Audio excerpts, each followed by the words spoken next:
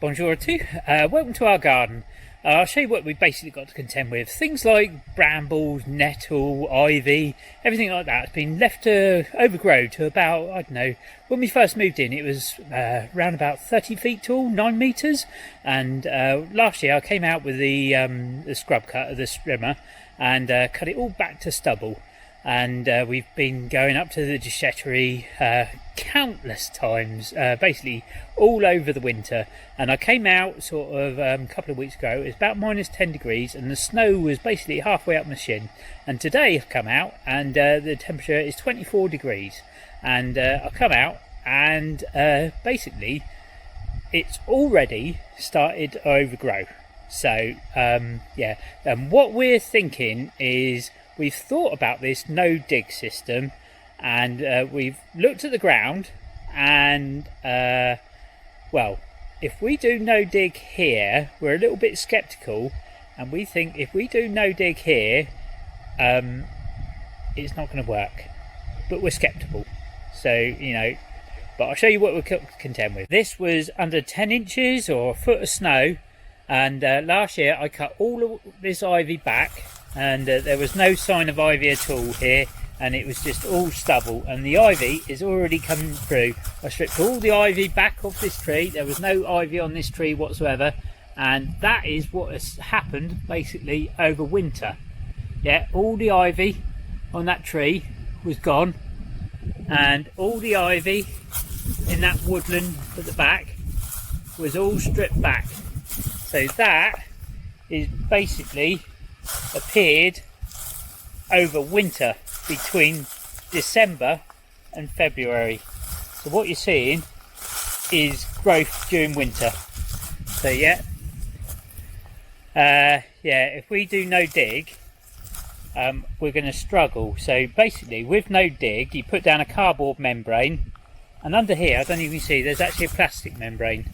So just a couple of inches under the surface, plastic membrane. With no dig, you put down a cardboard membrane, and there's our lovely lake.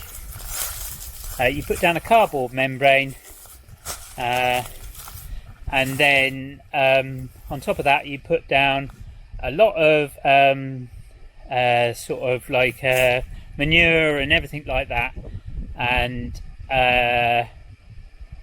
put all your veggies on top of that. This sign here basically means that our garden has been an animal trapping area for the last 30 years.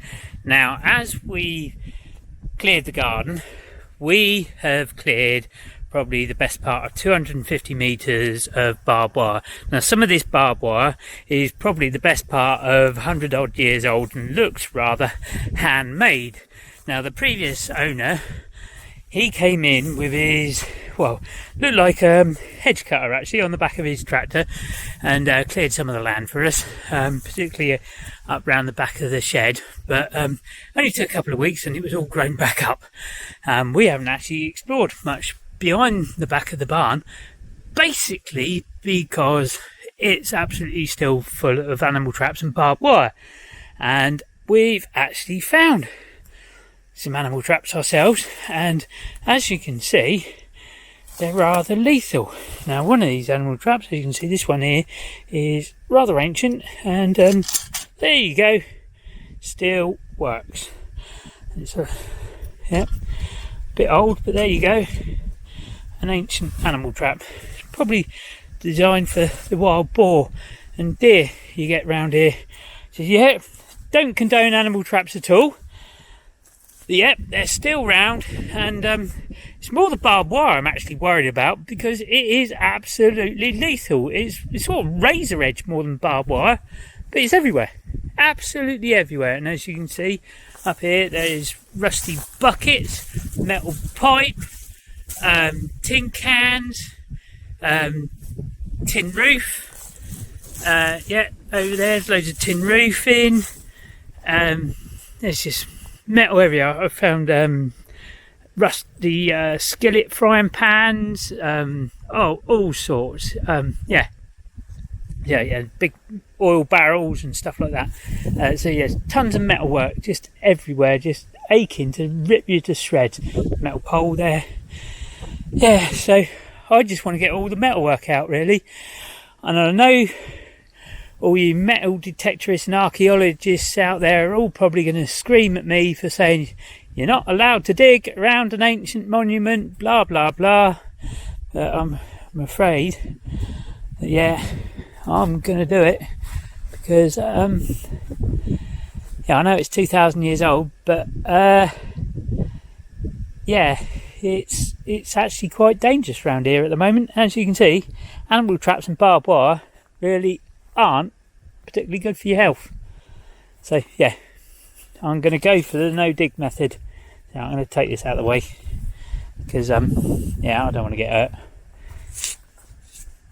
The weeds, we put down a plastic membrane, and in about, let's say, 4 weeks, it had lifted the plastic membrane off the floor 18 inches, and you could actually stand on the plastic membrane and it wouldn't crush. It was basically, I don't know, brambles, holly, stuff like that. Yeah, so the weeds are really strong, tough and resilient. Yeah, you can't get rid of them. Yeah, just don't want to go. Basically because they got a huge water source from we call it a lake pond next door. So yeah, there's hazel trees, there's oak trees, yeah. So there are parts of the garden where I can see no dig working really well, but by the lake pond, I'm not so convinced. But also, you've got all the trees around and they're dropping all the leaves and everything like that. The soil has got 30 years of goodness there, and it is so rich in nutrients. It's actually a perfect growing source for just about anything. So yeah, everything is just bursting to grow there.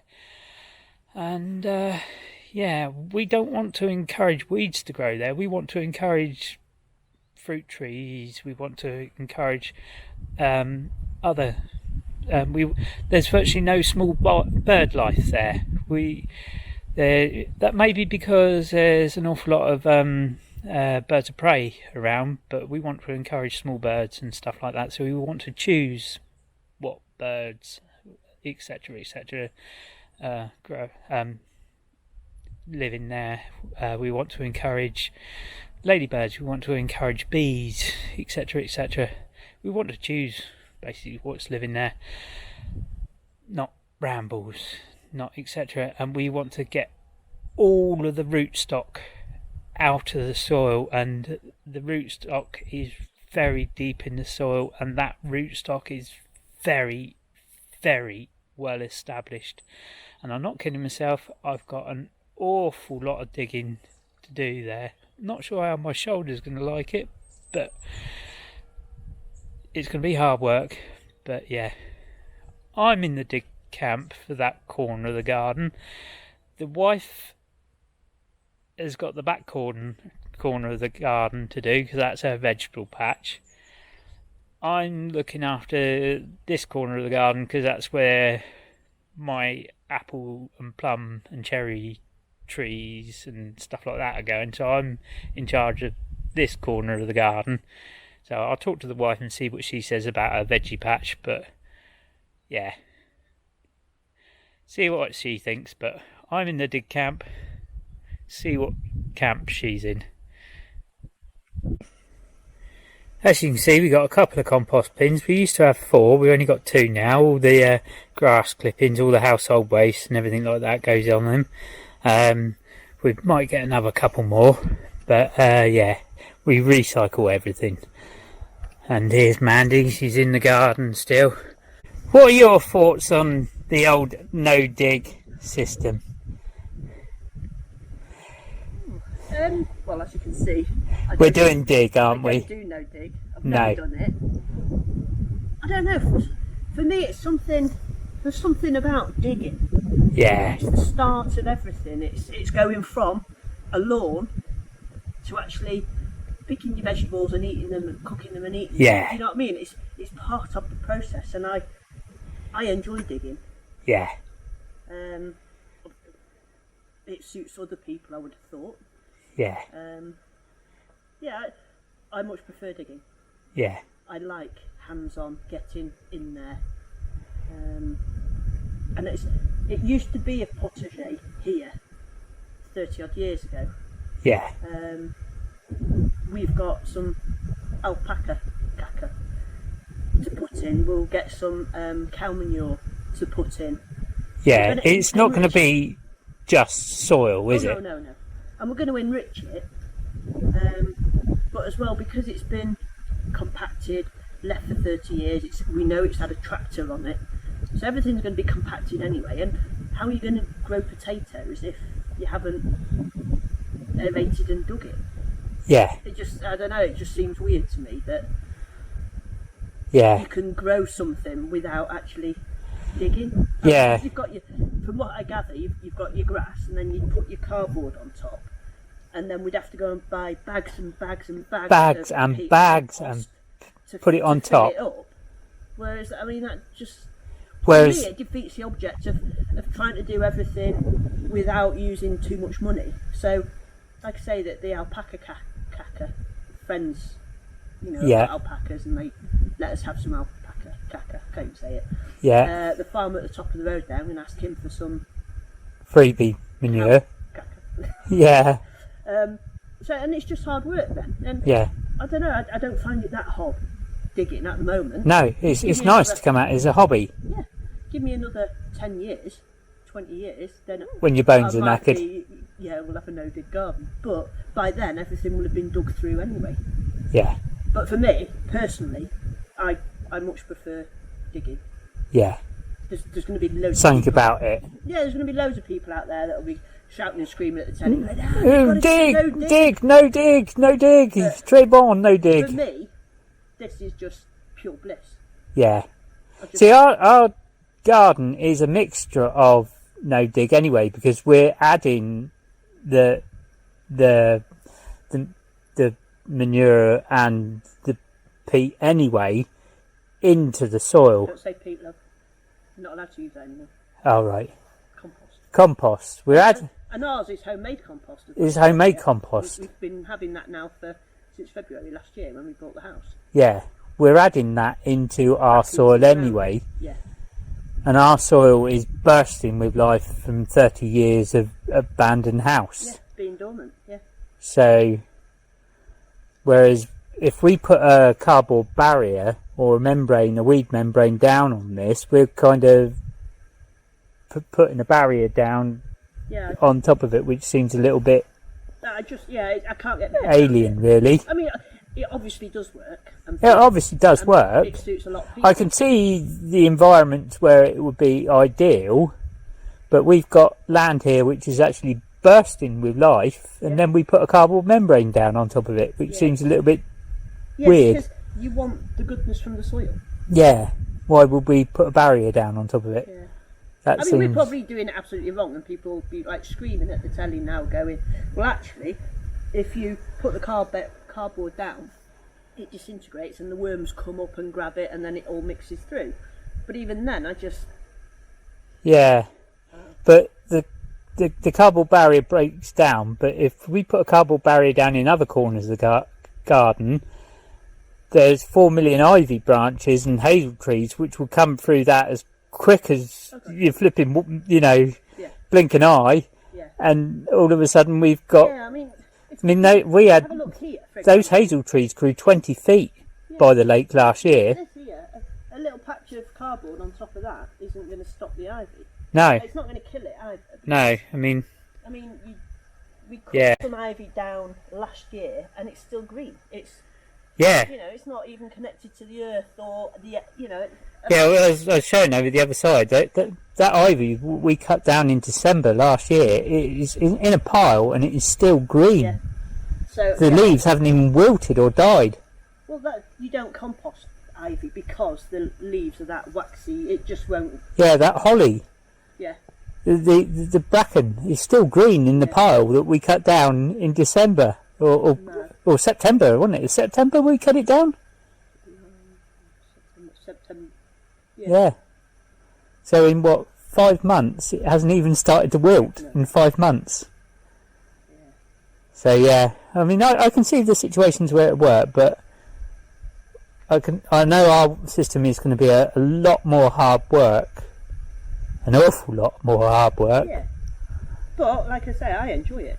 Yeah. To me, this is part of gardening. Yeah. Coming out, digging the patch, getting it all ready, putting your compost in, putting your manures in. Well, as long as you do enjoy it. When I stop, I'll let you know. Yeah. I'll hand over the spade to you. Yeah. I'll be the one on the other end of the kettle. Yeah, you keep feeding me cups of tea and I'll keep digging. Yeah. So yeah, it's, for me, this is how I like doing it. Yeah. Yeah, I'm sure, like I say, I'm sure when I'm old and decrepit and I can't do this anymore, then... Maybe no dig's an answer then. Maybe, yeah. So we're in the dig camp as opposed to the no dig camp for now. I'm definitely digger. Yeah. We're in the dig camp then. Right. Yeah, because I'm in the dig camp in the clearing by the well. Perfect. So... Oh, digging all those roots out, yeah. Yeah. Digging and The other winching. alternative to that, and I don't agree with it as well, is then you start using all your weed killers and stuff like that, and too near the pond, you know, you might as well just get a fork and dig up the root, and then it's not going to grow back because you moved it. Yeah. A lot better for the environment. Yeah. Yeah. Okay. Thanks for the chat, my love. Anytime. Yeah. Bring a cuppa next time. Oh, sorry. Sorry, my love. Sorry. That's right, you back away, dock your cap. Duck me cap. Sorry, my love. Sorry.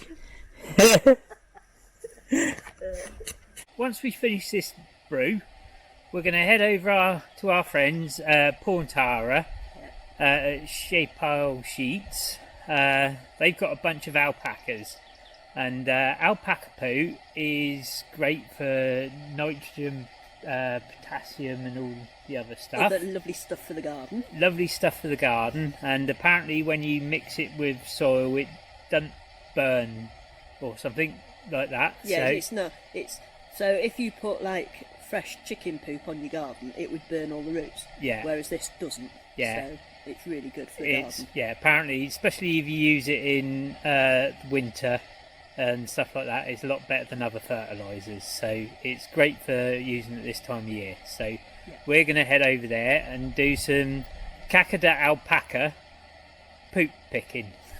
So yeah. So yeah, we're going to pick up our rake and go and pick up some alpaca. Alpaca pellet picking. So yeah, never done it before, and it's the good life in the sun. That's what it's about, apparently. Life in France. Life in France. Who'd have thought? Who'd have thought? That's what it's all about, apparently. So yeah, we're going to enjoy a brew, and I don't know how much I'm going to participate, but Mandy's really looking forward to it. Yeah. Oh, you can hear the shafts in the background. That's what they're having a hunt. They're having a hunt. So yeah, that's what we're going to be doing this afternoon. Yeah, definitely. Alpaca picking. So yeah, we're looking forward to meeting the alpacas. Actually, yeah. I was collecting caca of the alpaca. The alpaca caca. So you thought you were going to be spending your lovely Sunday in the sun? Really, no, but it's going to be good for the garden, that's for sure. Yeah. So yeah, I've already got a bag full.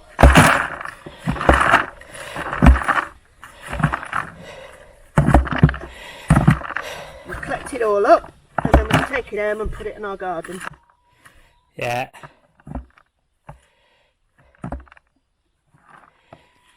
Quite nice round here though, isn't it? Absolutely gorgeous, isn't it? Yeah. Beats sitting in the terrace. Yeah. They're lovely, aren't they?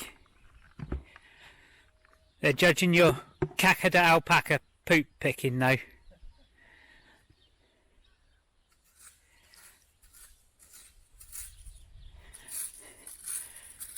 full of nitrogen and very good for the land, and apparently you can squash it into bricks and burn it as well. But we're not going to be doing that today, are we? No. Here's a patch which has been freshly scraped and put into the sacks, as you can see. One sack full of caca de alpaca.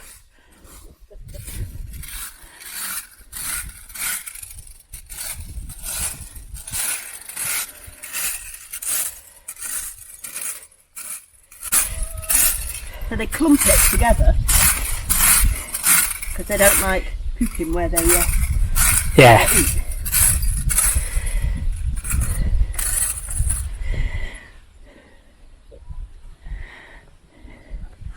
Here comes the wheelbarrow.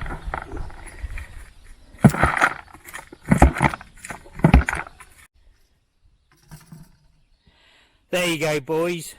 You're free to make another mess now. So, oh, you don't seem very pleased. Come back, come back.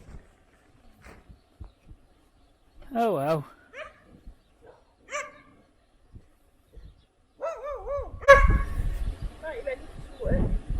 Not really.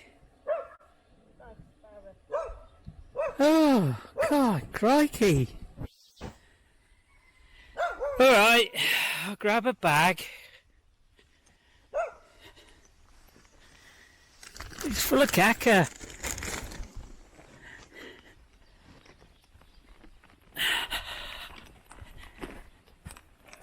Oh, that's my shoulder. Oh, they're not light. Oh, crikey, this one really ain't light. Yeah, there's a wire there.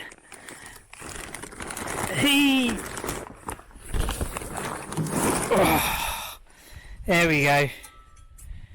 One more. One more.